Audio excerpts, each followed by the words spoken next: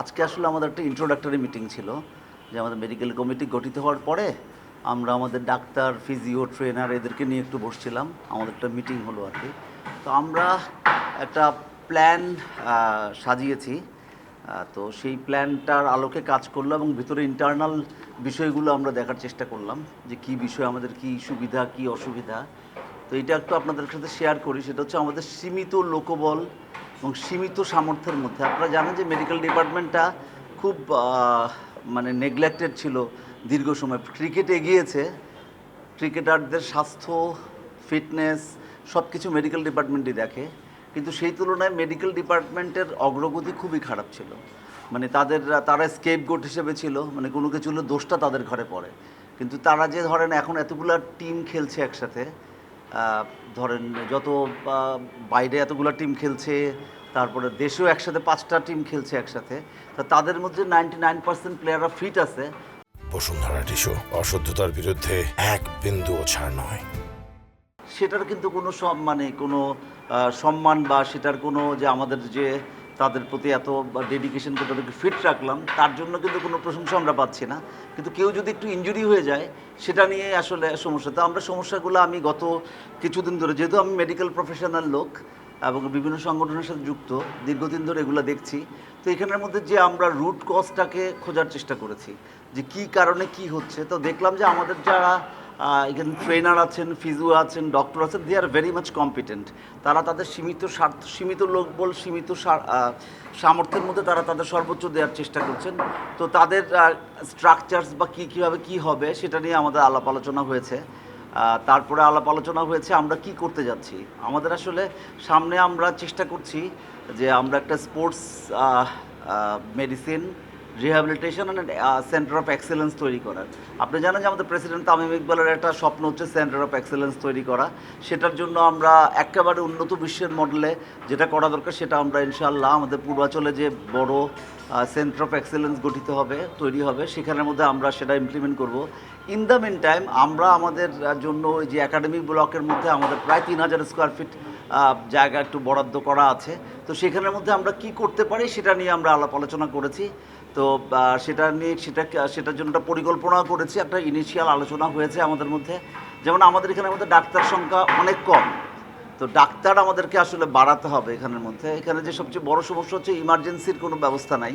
তা আমরা একটা ইমার্জেন্সি মেডিকেল ইউনিট, তারপরে ওপিডি, রিহ্যাবিলিটেশন ইউনিট, অবজারভেশন বে, তারপরে পরবর্তীকালে মানে ধাপে ধাপে short term, mid term, long term.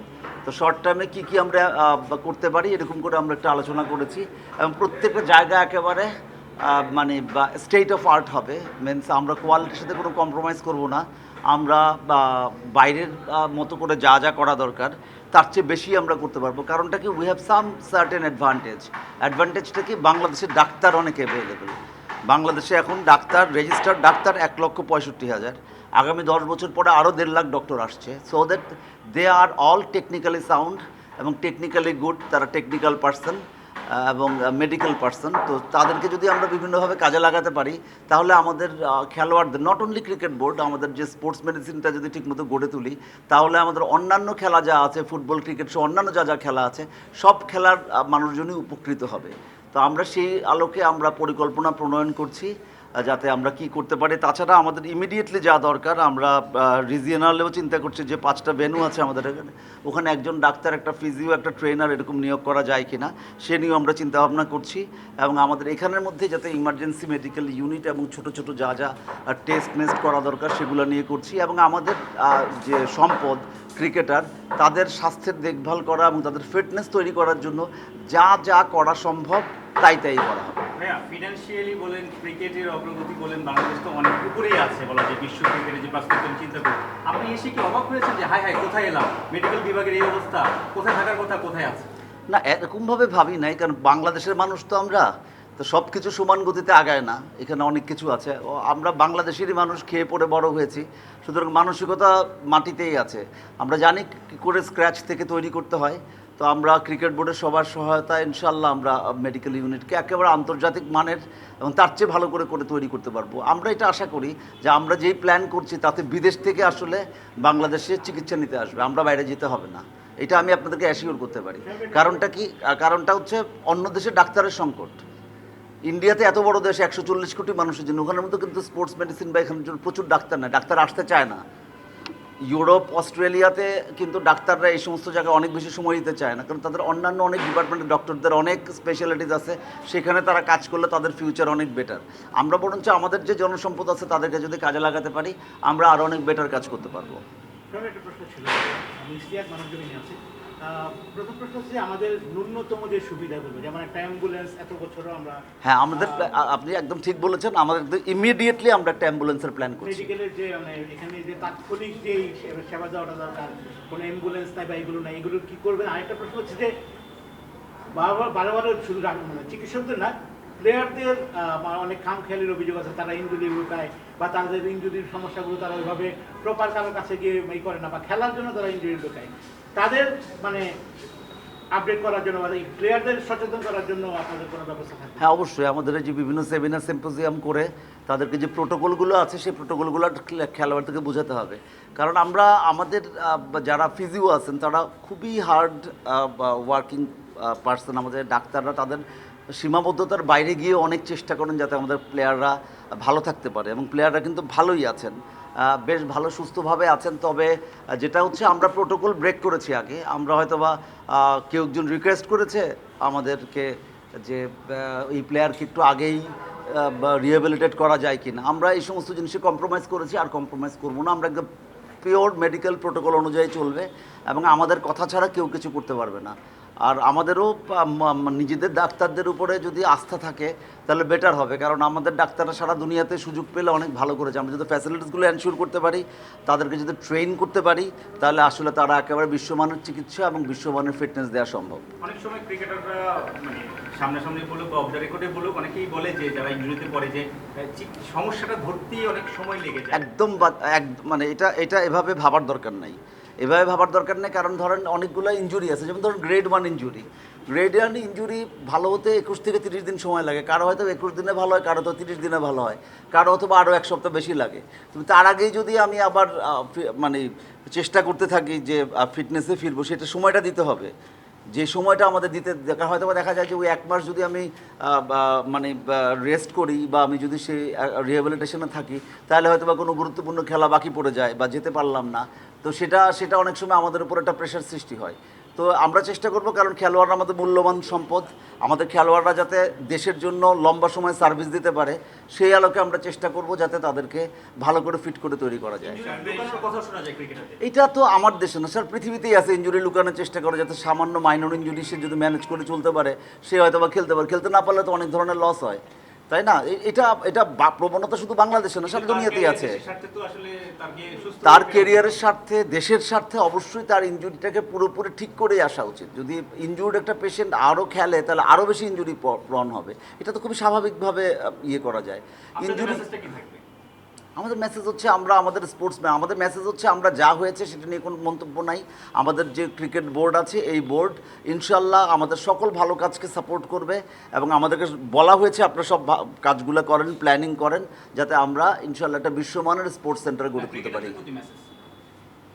ক্রিকেটারদের তো প্রতি মেসেজ, ক্রিকেটারের প্রতি মেসেজ মানে তাদের ফিটনেস না, তাদের মেডিকেলি ফিট করার দায়িত্ব আমাদের। সেই দায়িত্ব আমরা পুরোপুরি ভালো করব, কিন্তু পারফরমেন্সের গ্যারান্টি তো আমি দিতে পারবো না। আপনাদের মেডিকেল ডিপার্টমেন্টের আওতায় কি মানসিক স্বাস্থ্যের বিষয়টা আছে? এটা অবশ্যই আমাদের প্ল্যানিংয়ের মধ্যে আছে। মানসিক স্বাস্থ্য তো আমাদের আন্ডারে পড়বে। এখানে হয়েছে কি, আমাদের লোকবল না থাকার কারণে কিছু কিছু জিনিস আমরা হয়তো বা ছেড়ে দিয়েছি, অনেক কিছু। সেগুলো একটু করে যদি আমরা প্রপার লোকবল পাই, আমরা হয়তো বা ইন্টিগ্রেটেড করে করার চেষ্টা করব। সেক্ষেত্রে সাইকোলজিস্ট আনার ব্যাপার বা সাইকোলজিস্ট দিয়ে এটা আমাদের প্ল্যানিংয়ের মধ্যে আছে, এটা এখনো নাই। যদিও পুরাতন লিটনের যে রিপোর্টটা নিয়ে কথা হয়েছিল, এটা যদিও পুরাতন, এর আগেও আমরা দেখেছি আমাদের যে যিনি বর্তমান বোর্ড সভাপতি, তারও আসলে রিপোর্ট নিয়ে একটা সমস্যা হয়েছিল। কিন্তু যে হসপিটাল থেকে রিপোর্টটা করানো হচ্ছে, সেই হসপিটালে এর আগেও যেহেতু আরও আমরা নানা ঘটনায় এসেছে যে রিপোর্টের কারণে আর প্লেয়ার ঠিকমতো রিহ্যাব বা যেটা চিকিৎসা হওয়া উচিত সেটা পায়নি, সেক্ষেত্রে কি আপনারা কোনো ডিসিশন নেবেন কিনা? আমরা নিজস্ব মানে ধরেন না, যে রিপোর্টগুলো আছে, আমরা মেডিকেল পার্সন না, রিপোর্টগুলোতে আমি বুঝবো। এই রিপোর্ট যদি আপনাকে দিয়ে দেওয়া হয়, আপনি কিন্তু বুঝবেন না অনেক কিছু। তো আমি মনে করি যে আমাদের রিপোর্ট যেগুলো আছে সেই রিপোর্টগুলো ঠিক মতোই ছিল, হয়তো বা আমরা এক্সপ্লেন করতে বা যিনি বোঝার তাদের বোঝার ভুল হয়েছে। তো এটা কি আমাদের তাহলে বিসিবির যারা ফিজিও তাদের ভুল?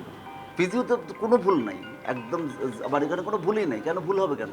রিপোর্ট ঠিক ছিল তাহলে আপনি বললেন ডাক্তারদের সুযোগ পেলে এসকেপ বোর্ড বানানো হয়, which is probably true, কিন্তু আবার আপনি বলতেছেন রিপোর্টটা সঠিক ছিল। তাহলে লিটনের ক্ষেত্রে দোষটা আসলে কোথায় ছিল, কার ভুল ছিল? আমি তো কোনো দোষের কোনো কিছু পাই নাই তো, কিসের লিটন যে এই যে হ্যামস্ট্রিং এ একবার চট্টগ্রাম গেল, আবার জিম্বাবুয়েতে গেল, কোথাও খেলতে পারলো না, সে জাস্ট জার্নির উপর থাকলো। এটা তো জার্নির, এখানে অনেকগুলো বিষয় নিয়ে করা, আমি এটা আসলে পাবলিকলি অনেক কথা বলার ঠিক না, আপনারা আমাদেরকে ইনসিস্ট করছেন। তবে একটা কথা বলবো যে লিটন আমাদের ক্যাপ্টেন, তো ও তো খেলতে চাইবে, এটাই খুব স্বাভাবিক, এবং আমার দেশের মানুষও চাইবে ওর খেলুক, ওর পারফরমেন্স আগের মতো থাকুক, সেটাই চাইবে। কিন্তু আমরা এটা অনেক সময় হয়তো বা কম্প্রোমাইজ করেছি, যেটা আগেই করা উচিত ছিল না। অন্যান্যদের রিকোয়েস্ট শুনে আমরা হয়তো বা সেটা কিছুটা আগে করতে দিয়েছি, বা তারই রিকোয়েস্টে আগে করতে দিয়েছি, অথবা কারো সিলেক্টর বলেন বা অন্য কোনো টিমের কারো রিকোয়েস্টে আমরা আগে করতে দিয়েছি, বা সেটা তো মেডিকেলি তাকে ফিট হওয়ার যে রেঞ্জটা আছে সেই রেঞ্জের কাছাকাছি সময় দেশের স্বার্থে কিছু বলা হয়েছে, কিন্তু কোথাও বলা হয়নি যে রিপোর্ট ঠিক ছিল না। রিপোর্ট ঠিক ছিল, রিপোর্টে বলা হয়েছিল যে তার এখানের মধ্যে যে গ্রেড 1 ইনজুরি আছে। প্রথম এই রিপোর্টটা করা হয়েছে, মানে প্রথম যে স্ক্যানটা করা হয়েছে সেটা 2 দিন পরে করা হয়েছে, সেকেন্ড স্ক্যানটা ছিল সেটা 14 দিন পরে করা হয়েছে। দুটো স্ক্যানের মধ্যেই আমি নিজে মেডিকেল পার্সন, আমি আমি আমি প্রফেসর অফ ডার্মাটোলজি, আমরা এগুলো লম্বা সময় ধরে দেখে আসছি, করে আসছি। আমি দায়িত্ব নিয়ে বলছি দুটো রিপোর্টের মধ্যেই ঠিক মতোই আসছিল জিনিসগুলো, যে ইনজুরি আছে। এখন ইনজুরি তো ভালো হতে হলে সময় দেওয়া লাগবে। আপনাকেও যদি আমি এখন স্ক্যান করি না, আপনার হাঁটাচলা করেন, আপনার মধ্যে অনেক ধরনের ফাইবার বা একটু সামান্য ট্রেনিং করলে আপনারও ওয়্যার আর টিয়ার থাকবে, আপনারও সামান্য কিছু প্রবলেম থাকবে, তো সেটা স্ক্যানের মধ্যে কিন্তু আসবে যে এরকমভাবে আছে। তো এটা তো যেটা যেটা যেটা অ্যাক্সেসেবল বা যেটা পারমিসেবল সেরকম লেভেলে আসছে কিনা, রিপোর্ট ভুল না এটা আমি আপনাকে জানালাম। রিপোর্ট ঠিকই ছিল, ফিজিও ঠিক ছিল, কিন্তু ওর ব্যথা ছিল সেটাও ঠিক।